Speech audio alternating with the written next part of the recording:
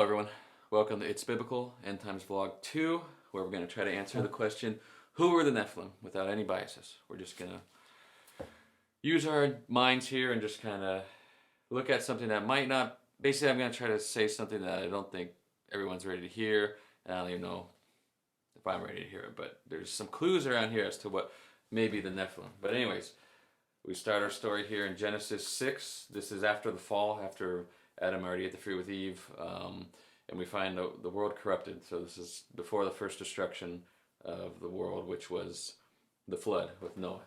So it describes how this came about and why it became so wicked. So in Genesis 6, starting in verse 1, now it came about when men began to multiply on the face of the land, and daughters were born to them, that the sons of God saw the daughters of men were beautiful, and they took wives for themselves, whomever they chose.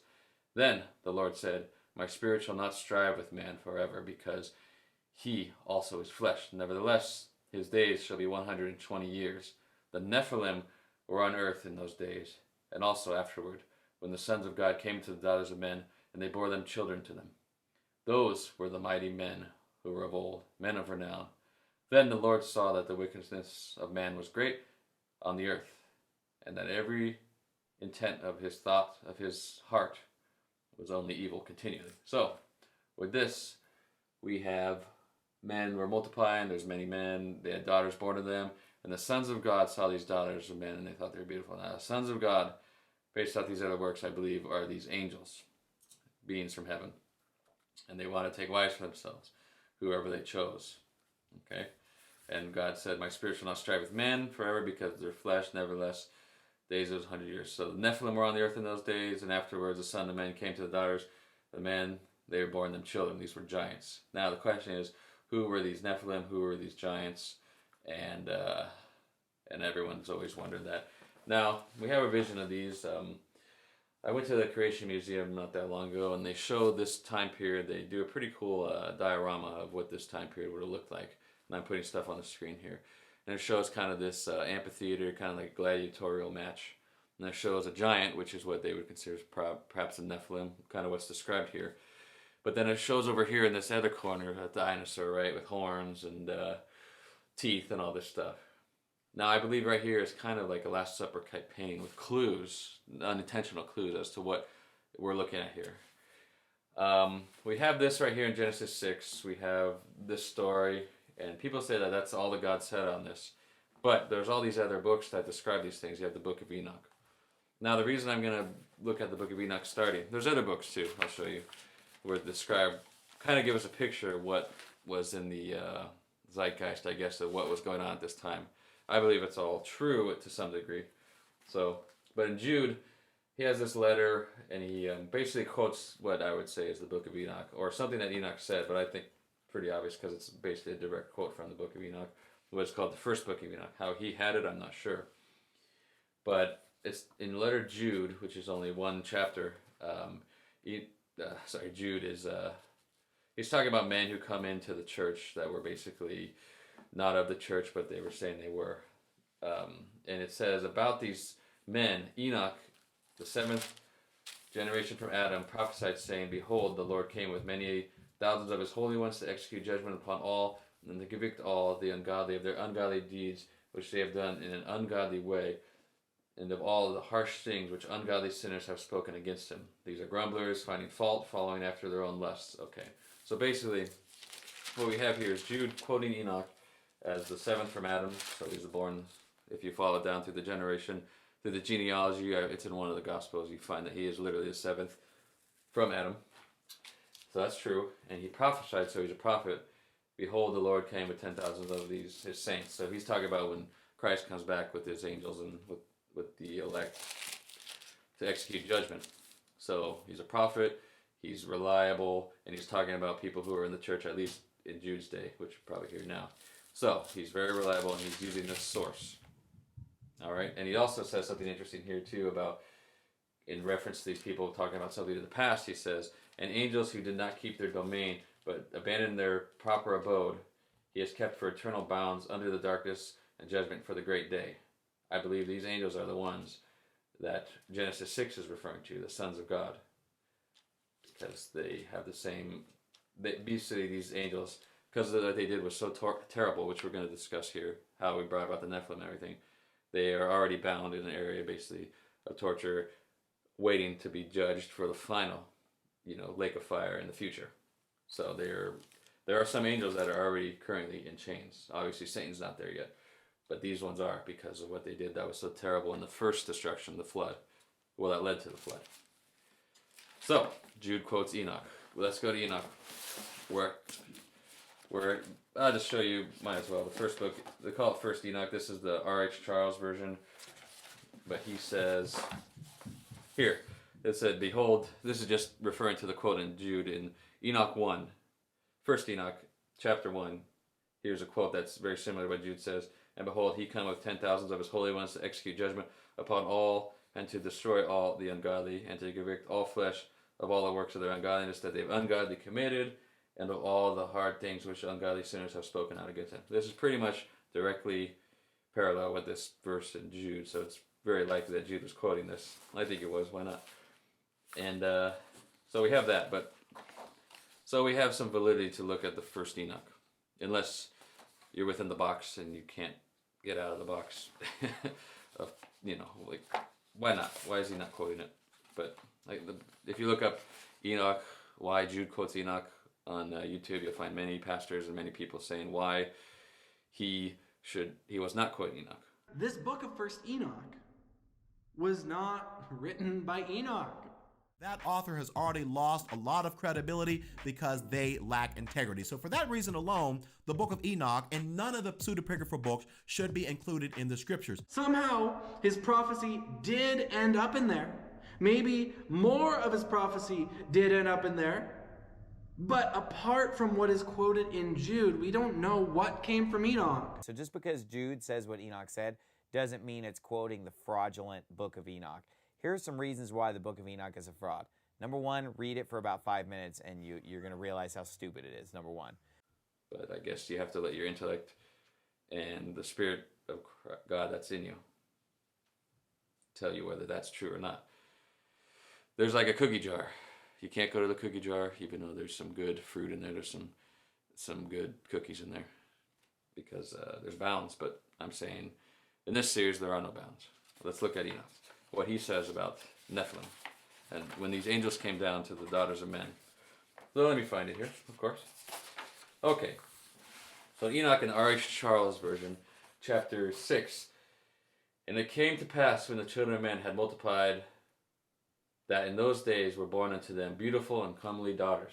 And the angels, children of heaven, the children of heaven, saw and lusted after them, and said to one another, come, let us choose us wives from among them, children of men, and beget us children. So this is pretty true with what Genesis 6 is saying. Angels, but it calls them children of heaven, not sons of God, but I mean, come on, pretty close. They saw and they lusted after these women that were born amongst the men, and they wanted to choose for themselves wives. Here it actually mentions the names of these leaders. It says, and Sam Jaza, who was their leader, said unto them, I fear ye will not indeed agree to do this deed, and I alone shall have to pay the penalty for this great sin. And they answered and said to him, let us swear an oath and bind ourselves to mutual imprecation, not to abandon the plan to do this thing. And so they swore, and on Mount Hermon they made this decree, or they came down to Mount Hermon. It says there's 200 of them. It mentions names of these ones, but then it gets into a little bit more information as to what exactly happened. So these angels and all of the others, together with them, took unto themselves wives. Each one chose for himself one, and they began to go into them and to defile themselves with them. And they taught them charms and enchantments and the cutting of roots, and made them acquainted with plants. And they became pregnant, the women, and they bore great giants. Those height was 3,000 eels, who consumed all the acquisitions of men. And when men could no longer sustain them, the giants turned against them and devoured mankind. And they began to sin against the birds, the beasts, the reptiles, the fish, and devour one another's flesh, drink the blood, and the earth laid accusation against the lawless ones. Okay? And it talks here also about what these angels, they taught men to make swords and knives and shields and breastplates, to make known to them the metals of the earth, the working of the ornaments, and all these kind of things. Basically, these angels came down with knowledge of heaven and gave it to the humans. kind, but they also corrupted mankind by mating with women. But here it kind of gives a different picture, right, of these giants. It says they're 3,000 eels, which for the measurements we have, this is like 2 miles high or something, but I basically think that this means they're big. They got big. They were devouring. They were devouring fields. They were devouring everything. They were killing each other. They were basically evil creatures that were created by these angels. Now let's give ourselves more of a picture. There's other places where it mentions this thing. So this book of First Enoch is accepted by the Ethiopian church. So they believe that this is actually historical. I do too. There's another book that they accept, which is the book of Jubilees. And that has another picture of this same event. Let me go there. Let's see what book. Okay. Forgive me. We want to nail this down, right? Okay, so chapter 5. And it came to pass when the children of men began to multiply on the face of the earth, the daughters were born unto them. And the angels of God saw them on a certain year of this Jubilee, and they were beautiful to look upon. And they took themselves wives of all whom they chose, and they bore unto them sons, and they were giants. And the lawlessness increased on the earth, and all flesh was corrupted in this way, alike men, cattle, and beasts, and birds, and everything that walketh on the earth, of all them corrupted their ways and their orders, and they began to devour each other. And lawlessness increased on the earth, and every imagination of the thought of men was evil continually. Okay. And God looked upon the earth, and behold, it was corrupt, and all flesh had corrupted its order. Okay. That's pretty interesting. So based on these two verses, all of creation was corrupt. All right. It seems to be, my indication is that there's a genetic corruption here, because these angels understood. I guess they understood creation. They knew how to mess with genetics. They knew how to. They made giants and stuff. But I'm going to give you a couple more pictures that are in these books, like to kind of concrete that idea is in the air, that there was a genetic manipulation going on. Talked about the cutting of roots as well, so I'm not sure if that's connected. Let me go to I'll just go to this second book of Enoch, which I think is true too, which is kind of amazing. So in the second book of Enoch, it describes this again, and so these angels again, they broke their vows, and they went on the hill Hermon, which sounds like Hermon, which is in the first Enoch, and they saw the daughters of men, how good they are, and took themselves wives, and befolded the earth with their deeds, who in all times of their age made lawlessness and mixing. So it talks about mixing here. And giants are born, and marvelous big men, and great enmity. And therefore God judged them with a great judgment, and they weep for their brethren, and they will be punished the Lord's great day. So these angels, in this story, in this second Enoch, basically Enoch comes to them where they're in their chains, in which we learned in Jude is true. These angels are in chains and bound, and he comes to them. And what did they do? They came and they corrupted creation. They saw the daughters of men, and they started to mix. And they created giants that were born unto them. Now I don't know exactly what this means. If they were mixing like cells or something, and they created things within the women, or through their seed this happened. But it does indicate this idea of mixing right here. So the corruption of flesh. So another place, which is this book of Jasher, which I guess is more suspect for how it was found or whether it was a fraud, but it does have this same idea. And let me find that. The book of Jasher. These are all books you can look up online for free.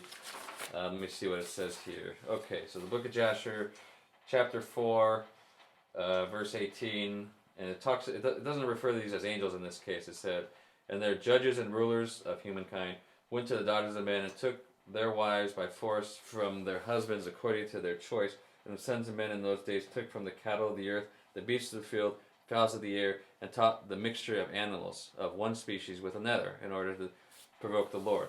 So we know creation was corrupted. And there's this idea of the mixing of all animals together, right? Not just the idea that giants, humans were made, but the mixing of all animals is in there. So that's in Book of Jasher. I'm just trying to give an idea here. There's something that maybe I've never thought of myself until now, and I've never thought of before, and a lot of people don't think of it because we do have blinders on. We're not willing to look at these things right here that are in the zeitgeist that we can read. So where's another place I can find this story? What do I have here? Sorry, I'm kind of just going through it willy-nilly myself, kind of as you would in a study, so this doesn't feel fake, so it doesn't feel like I'm trying to polish something. Not that there's anything wrong with that, but I'm just trying to go through this myself and watch it myself. What's another book I have here linked? There's other ones here. Jesus rejected it, the New Testament writers rejected it, and many of the early church fathers rejected these books. Okay, so there's the Testament of the 12 Patriarchs. Basically, anything that I believe the Spirit says and has truth in it is probably true.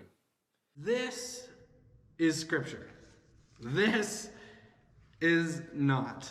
This 12 Patriarchs thing is an amazing text. It's either written by a genius liar or somebody who is in tune with the Holy Spirit speaking to them. And it's very suspect because it's found with the Dead Sea Scrolls. So here it talks about the watchers in the Testament of the 12 Patriarchs. And this is in the Testament of Ruben. So this is the first chapter here. So Testament of Ruben, chapter 5 here. And said, thus they allured the watchers who were before the flood. So the watchers are who we're talking about. These books refer to as these angels that came down. Let's call them the watchers. The watchers for now on, because that's what they're called in Enoch, and that's what they're called here. So every woman who, this whole book here is talking about how these women can tempt men and all this stuff, and it's kind of warning against that. But it's also referring to this story to kind of make its point about what it's trying to refer to about these particularly bad women. So for thus they, women, allured the watchers who were before the flood. For as these continually beheld them, they lusted after them, the women, and they conceived the act in their mind, for they changed themselves into the shape of man. That's another aspect to it that's pretty interesting. And appeared to them when they were with their husbands. And women, lusting in their minds after their forms, gave birth to giants, for the watchers appeared to them as reaching even unto heaven. So God didn't like that. So that's another look at that kind of picture. I'm going to go to one more just to kind of that this idea is in the zeitgeist, basically. And I just mean like it's in the air. I'm not buying it. It's a fraud. There's another book, I think it's Second Baruch. Let me find that where it does refer to this as well. They're all basically saying the similar thing, that they came down, they corrupted mankind, but they in a way they taught them all this stuff that was hidden knowledge. Some of them are good for history. Some of them are fine to read as long as we don't take them as your word. So there's even one in, I think it's chapter 69 of Enoch, First Enoch, where it says they taught them how to destroy the embryo in the womb, which is pretty incredible. Since that still goes on now today, and so we know for sure it's not of God, right? It's created by these beings. Well, where's that darn Second Baruch? Sorry, I'm not 100% prepared, but I'm just trying to be as real as possible with this. It's like, I'm not even sure the right way to say it. First Baruch, Second Baruch, however you want to say it. Let me find that. Okay, right here. I got it here. Okay. It's talking about it again. For moreover, at that time when he was created, they enjoyed liberty. Talking about Adam, I believe. It became a danger to some of them descended. So angels, they descended and mingled with the women, right? And then those who were tormented in chains. Again, referring to these angels, the watchers who came down, and now they're tormented in chains. But the rest of the multitude of angels, of which there is no number, restrained themselves. So not every angel did what these guys did. And those who dwelt on the earth perished together with them through the waters of the deluge. Okay, just a hint that this is another thing describing this, that basically the watchers, the angels came down, they did this horrible thing, corrupted creation, and now they're bound right now in chains. That's in 2 Peter, that's in Jude, that's in all these books. And it's all saying the same thing. So basically you have this idea of the mixing of species and these giants that were created. Now it says here a number that is pretty large, but who knows what the translation is. They were big. And I guess my theory on this is that, do we have any evidence of anything that was big and that might have been corrupted in our fossil record? And I do believe we do, and now this might change some things because a lot of people don't like this idea, but I do believe it is really evidence of this corruption of species, corruption of giants. We do have giant bones. We have giant bones through dinosaurs. And remember I was talking about that picture of the diorama that's at that Creation Museum, which I think is a great museum. Just the production value is pretty incredible. That Kentucky Creation Museum by Ken Ham. And it has this picture. We got the giant right here, and we got the darn dinosaur right here with the horns. Nephilim, I believe, is tied in with dinosaurs somehow. They're big, right? We don't exactly know how they stood, but we know they have interesting features. I believe the dinosaur bones we have are a corrupt creation. Maybe there was dinosaur forms that were good, but there's also ones that were probably the mingling of species, because we have evidence that they were all killed at once, right? And now Ken Ham at his museum has the dinosaurs on the ark. Maybe some were, but maybe a lot weren't. That's why we don't have them today, because they were all destroyed in the flood. And why were they destroyed? Because they were corrupted creatures.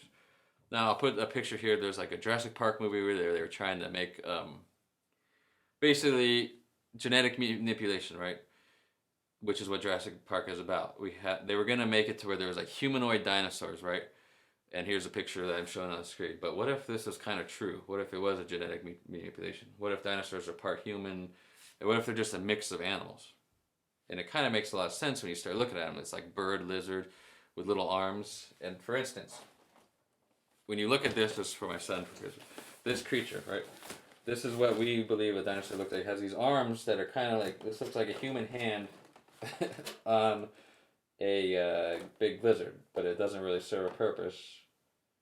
Basically, it doesn't, like something that God would make would have a purpose, right? It wouldn't just be there for no reason. And it has these horns, which I think are probably the biggest, like, obvious red flags. I mean, not that you can't have horns, goats have horns, but maybe this thing was like a mixture of goat and human and all kinds of things, and you got this horrific beast that would devour, like in Enoch to talk about. These things were big. They were this thing would cause a problem, right, if it was real and it was evil.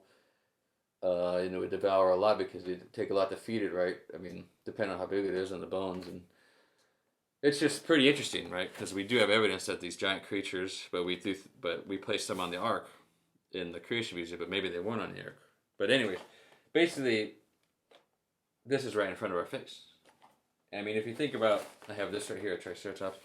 There's a lot of different kinds of these, right? I mean, I don't know how many fossils have been found of dinosaurs, but I thought it was like something like 300, but somebody correct me on that. So of all over the earth, you got 300 different bones. I don't know. We have a bunch of different types of dinosaurs, but you have like a Triceratops, right? But then you have like other ones that they call something else that are like, they have different kind of horn. They don't have these, or they have horns coming out of somewhere else. But what is this thing? Maybe it's just a mixture of different things. You got a horn, you got a beak. Yeah, I mean, this is free thought, right? We're allowed to free think. It's a video, but it has a beak, and it has horns, and it has like a body like a rhino. Was this a mixed creature? I mean, it's just something to put out there. I mean, they were all destroyed at one time, potentially. Was it an asteroid, or was it the flood? Which we all know, the world has a record in every darn society of a flood.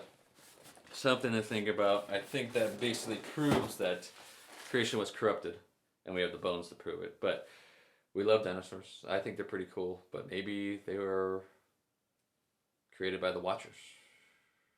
Just something to think about.